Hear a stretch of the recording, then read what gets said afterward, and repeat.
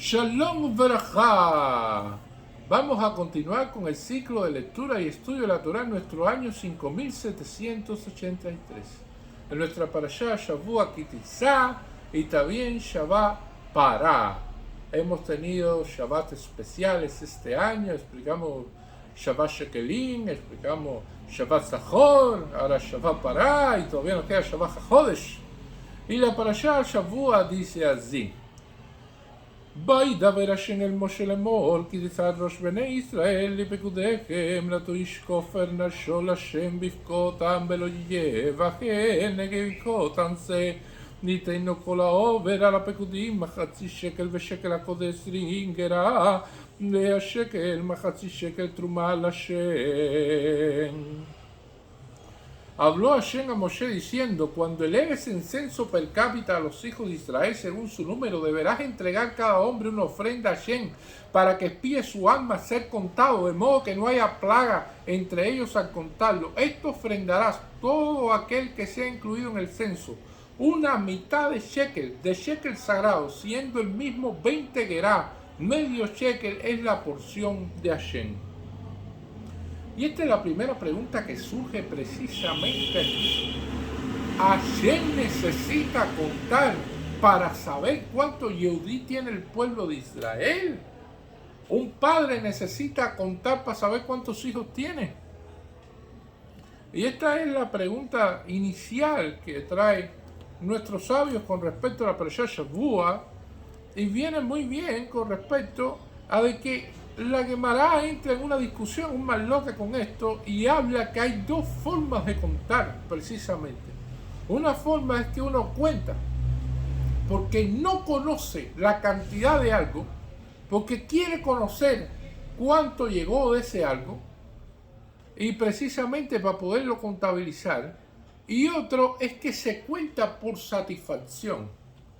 La Gemara habla que en la antigüedad las personas que se negociaba con monedas de oro y todas estas cuestiones, las personas sentían satisfacción muy grande y para obtenerla la hacían a partir de cerrar las puertas de su casa, abrir un barril que tuviera monedas de oro y entonces empezarla a contar, y en eso la persona obtenía alegría, se alegraba de eso. En los tiempos modernos hay una historia de un rabino que viene y le pregunta a una persona y le dice: oye, mi hijo se pasa el día entero frente a la computadora y no sé lo que está haciendo. El día entero, no atiende casi el negocio, está completamente imbuido en la computadora allí enteramente. Y entonces el rabino le dice: bueno, ¿por qué no vas a ver qué es lo que está viendo? Que mira, párate por atrás, es que cuando en el momento que esté en la computadora. Y entonces el padre va a ver en el momento que está en la computadora y ya ve lo que hace el hijo. Y entonces le dice el rabino: bueno, sí, ya vi lo que estaba haciendo. Y es que precisamente él se pone a ver el estado de cuenta de nuestra cuenta en Suiza. Y dice el rabino: bueno, ¿y por qué? Ustedes tienen muchas transacciones que hacer. Y dice: bueno, no, esa es una cuenta que es la de nuestros ahorros, prácticamente no se mueve. Es una cuenta inamovible, solamente se deposita, solamente una vez al mes. Y precisamente él diariamente verifica cuánto tiene la cuenta, porque encuentra una satisfacción muy grande saber cuánto dinero tiene, en ver cuánto dinero le queda en el saldo ahí en la cuenta, diariamente mirando ahí, embuido en eso, porque la persona encuentra satisfacción en las cuestiones materiales, en cuánto tiene, y eso se ve a través de la computadora, y en eso invierte parte del día en ese momento. Y es una de las cuestiones que, para entender esta parte, tenemos que ver de que nosotros, el pueblo de Israel, cada Yehudí para Hashem es como si fuera un diamante. Es algo precioso, es algo que por satisfacción se cuenta. Sabes cuánto hay, pero lo cuenta de igual manera porque sientes gran satisfacción. Pero cuando dice aquí Kitizar Rosh Bene Israel, cuando eleves en censo per cápita la cabeza de los hijos de Israel. ¿Cómo que elevar las cabezas de los hijos de Israel? ¿Qué es lo que pasó aquí? Y nos damos cuenta de que esta parashá Shavua tiene el pecado del becerro de oro. Y habla de esta cuestión. Ya habíamos visto Parashat Trumá, Parashat Tetzaveh, estamos viendo toda una serie de Mifot, toda una serie de, se puede decir, de donaciones que se dan para expiar los pecados, y estamos viendo en Mahatzit Shekel, en medio Shekel ahora, para expiar el pecado como tal, y cómo está el pueblo de Israel con la cabeza caída por el pecado del becerro de oro. Entonces, para que alcen las cabezas del pueblo de Israel, porque Hashem te ama. Para Hashem eres preciado, para Hashem eres un diamante. Por lo tanto, en ese momento se alza la cabeza del pueblo de Israel y de cada uno de los hijos de Israel para entregar esta ofrenda. Y entonces la pregunta viene después que cada hombre una ofrenda a Hashem para que expíe su alma, expiar el alma al ser contado, de modo que no haya plaga entre ellos al contarlo. O sea, una moneda para expiar el alma de la persona, y que esta moneda vale medio shekel. Y entonces aquí empieza el maloque, porque ni Moshe mismo entendió esto. Explica el Talmud que Moshe recibe esta instrucción de hacer una moneda en medio shekel, y Moshe se quedó así: ¿cómo que en medio shekel? ¿Qué significa esto? ¿Cómo que una moneda en medio shekel? Y entonces Hashem tuvo que hacer la moneda en fuego y enseñársela a Moshe. Se la enseñó y le dijo: ¿viste? Es una moneda en fuego, esto es lo que tienes que hacer. Y Moshe dijo: ya entendí. Pero la cuestión es cómo entender esto. Y hay que entenderlo a partir de la base de que no es el valor de la moneda, es con la intención con la que se da la moneda. Hashem no va a mirar el valor como tal que tiene la moneda, porque muchas personas pudieran decir: no, para expiar el alma de una persona hace falta un saco de moneda, un saco de dinero, quizás más. Pero no es la intención lo que vale, que se dé con el corazón, que se dé con el deseo de darlo, porque ni el rico dará más, ni el pobre dará menos. Es una donación de medio shekel. Y una de las cuestiones interesantes: ¿por qué medio shekel? Y hay más de 18 explicaciones para esto. Para traerle algunas de estas explicaciones, porque no puedo demorarme tanto en darle tantas explicaciones a ustedes, les puedo decir que, por ejemplo, una de las cuestiones que plantean nuestros sabios es que pecaron por mediodía. Y como pecaron por mediodía, en la sexta hora del día fue que pecaron en el pecado del becerro de oro. Por lo tanto, por mediodía, medio shekel. Como tal, es como así está establecido. La explicación del Gaón de Vilna, Gaón al fin, la palabra Mahatzi, cuando miramos la palabra Mahatzi, que está la Men, la Het, la Zait, la Yud, la Taf, la palabra que queda en el medio de la letra Sadik, que viene de Sedaká. ¿Cuáles son las dos letras que están más cerca? La Het y la Yud. ¿Qué forman la Het y la Yud de las que están más cerca de la Sadik de Sedaká? La palabra Hay, que significa vida. ¿Cuáles son las dos letras más alejadas de esta palabra de Mahatzi? La Men y la Taf, que forma la palabra Men y Taf, Met, que significa muerte. Mientras más te alejas de la Sedaká, ya sabes lo que hay. Mientras más te acerca, está la vida. Y esta es la explicación del Gaón de Vilna. Y la otra explicación: el judío es medio. No existe judío completo hasta que llegue al cielo. Nosotros siempre tenemos que perfeccionarnos. Nosotros siempre estamos en constante mejoramiento de cada uno de nosotros. Siempre tenemos una tarea que realizar. Si la persona dice: no, yo somos una persona completa, tenemos todas las cosas resueltas, tenemos todos los problemas solucionados, ya no puedo mejorar más en la vida, entonces, bueno, ¿qué hace en este mundo? Por lo tanto, cada persona está media, no está completa, y por lo tanto es medio shekel. También la Neshama Yehudí, otra explicación, es media, porque la Neshama Yehudí tiene cada Yehudí media Neshama, y la compañera de ese Yehudí viene siendo la otra mitad que el de como tal de la persona, porque es la mujer la que complementa el alma de la persona para que se convierta en uno. Por lo tanto, la esposa tiene media y el Yehudí como tal tiene media, y ambos forman una unidad. Y esta es la cuestión por lo que es media también. O sea, son muchas explicaciones que existen con respecto a por qué medio shekel que nuestros rabinos han dado. En el Talmud se explica que en el proceso, cuando Hasbashalom Barminan existe, de que algún sistema, algún gobierno, algún gobernante, algún rey quiera imponer un pesado impuesto sobre la comunidad judía, con la comunidad hebrea que existe, y que por lo tanto tenga que imponer ese impuesto para que la comunidad pueda seguir funcionando, entonces en ese caso, si es por una cuestión de dinero, para el problema de la cuestión de dinero en sí, la Gemara plantea que cada cual puede dar de acuerdo a el nivel que tenga desde el punto de vista de cuánto dinero posee.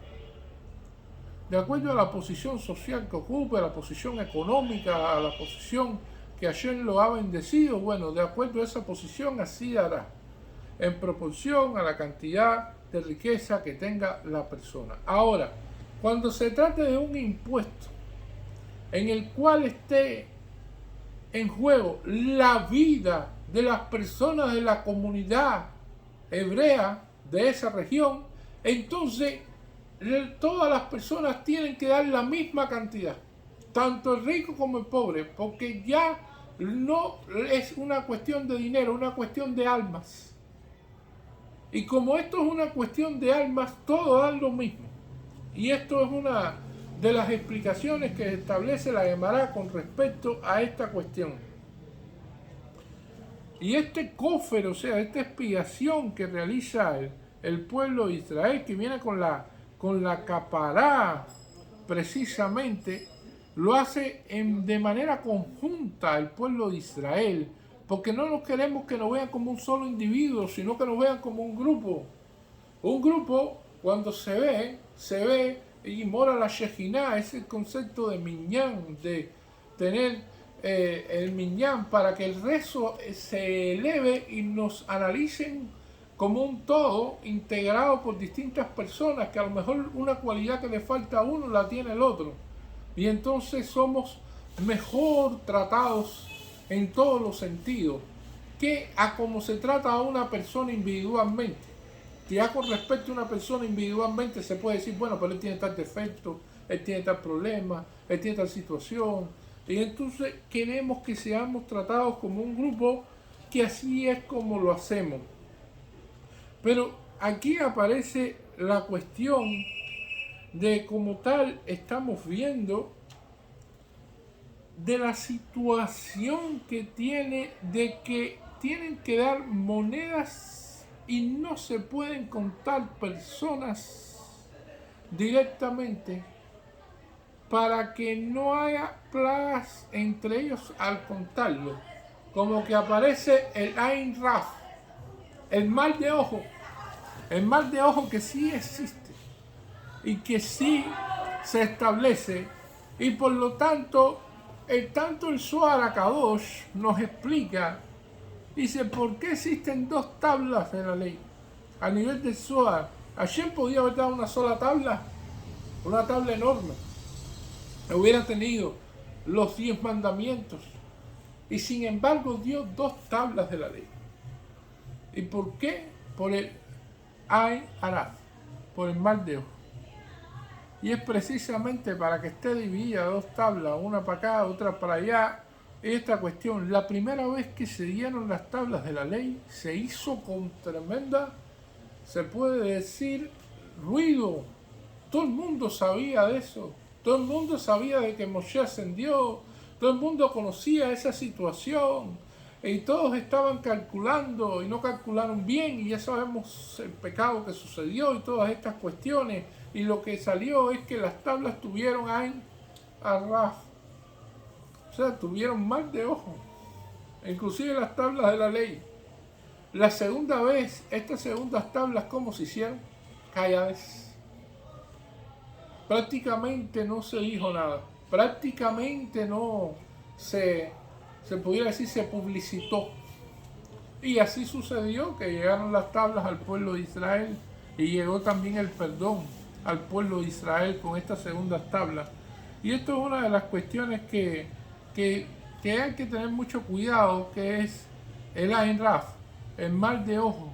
Que las personas dicen, bueno, ¿y por qué? ¿Cómo es? ¿Cómo es que esto? ¿Cómo es que aquello? Por lo tanto, nos cuenta de que la importancia de que tenía de no ser contados.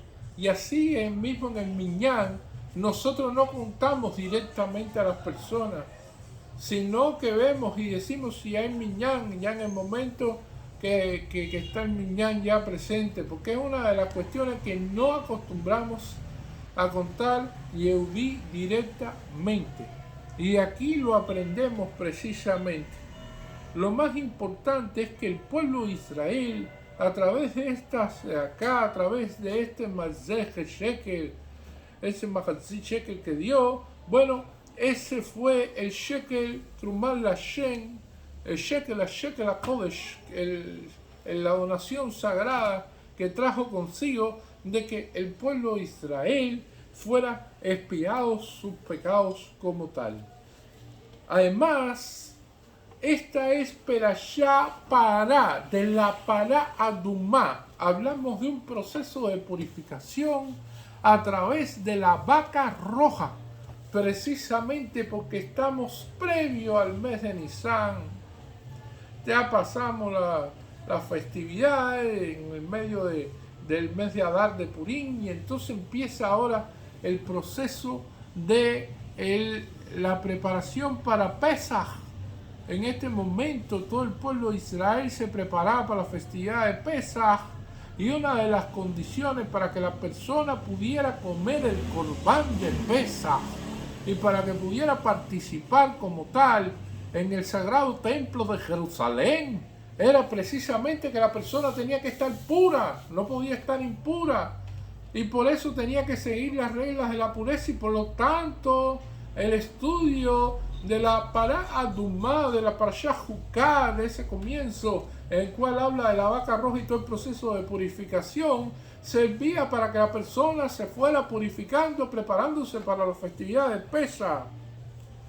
Y aquí lo dice claramente, dice, la razón por la cual se estableció leer Parashá Pará ante el mes de Nisan es recordar a quienes habían vuelto ritualmente impuros con el contacto con un cadáver que se purificaran para poder ofrecer el sacrificio de Pesaj en el momento adecuado. La lectura se fijó con antelación a Pesaj para que incluso los que viajan lejos de Jerusalén y comenzaban su peregrinación en Rosh Hodesh Nisan recordara que si se habían vuelto impuros necesitarían purificarse con las cenizas de la Pará Adumá, de la vaca roja, proceso que requería al menos 8 días y que era condición necesaria para poder ingresar al gran templo de Jerusalén y comer de los sacrificios. En caso contrario, tenía a la persona que esperar al 14 de Iyar, Pesaj Sheni, para poder traer la ofrenda de Pesaj. Y entonces, en el Tarush Yerushalmi, cuando nosotros vemos Megilá 3.5, que ellos plantean que correspondería leer la Parashá Hodesh ante Parashá Pará, puesto que el tabernáculo fue erigido el 1 de Nisan, mientras que la Pará Adumá fue preparada por primera vez el 2 día de Nisan. No obstante, leemos primero Parashá Pará, ya que trata de la purificación del pueblo de Israel, lo cual le permite traer el sacrificio de Pesaj en el momento adecuado y no postergado hasta Pesaj Sheni. La Pará Adumá, en este caso la Torá exige el uso de las cenizas de esta vaca roja, solo para aquellos que se han vuelto impuros por haber estado en contacto con un cadáver.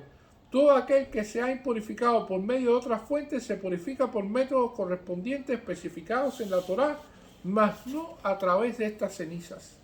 Esta misma fue entregada a Israel en Rojo de Nisán en el segundo año luego de haber salido de Egipto, el día en que el tabernáculo fue erigido y puesto en uso por primera vez, para que aquellas personas que se encontraban impuras por haber entrado en contacto con un cadáver pudieran purificarse antes de Pesaj.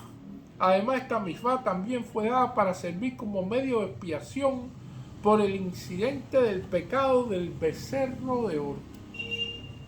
Cuando Hashem se reconcilió con el pueblo de Israel y ordenó construir el Mishkan para que en él pudieran morar entre ellos, le entregó esta misma para que eliminaran todo rastro de impurezas e idolatría, que constituye la raíz de la muerte en el mundo, que había quedado impregnado en aquellos días luego de este episodio. De esta forma, la ceniza de la vaca roja también logra la purificación por el grave pecado de la idolatría, la Abodá Zará, que confiere el mismo grado de impureza ritual que en contacto con los muertos, para que no quede ninguna huella de él en el alma del Yehudí. Desde el momento en que esta mifá fue dada por primera vez hasta la destrucción del segundo Bet Hamikdash, hubo 9 vacas rojas. La primera fue preparada por el propio Moshe Rabbeinu, y sus cenizas se utilizaron durante todo el periodo en que existió el primer Bet Hamikdash. Luego sobró una pequeña cantidad que se conservaba como recuerdo. La segunda para Adumá fue preparada por Esra el escriba, y las siguientes 7 se hicieron durante los años comprendidos entre ese y la destrucción del segundo Bet Hamikdash. Pero la 10ª y última será preparada por el rey Moshiach, que llegue pronto en nuestros días. Bezrat Hashem, amén, Yehid Ratzon. Muchas gracias.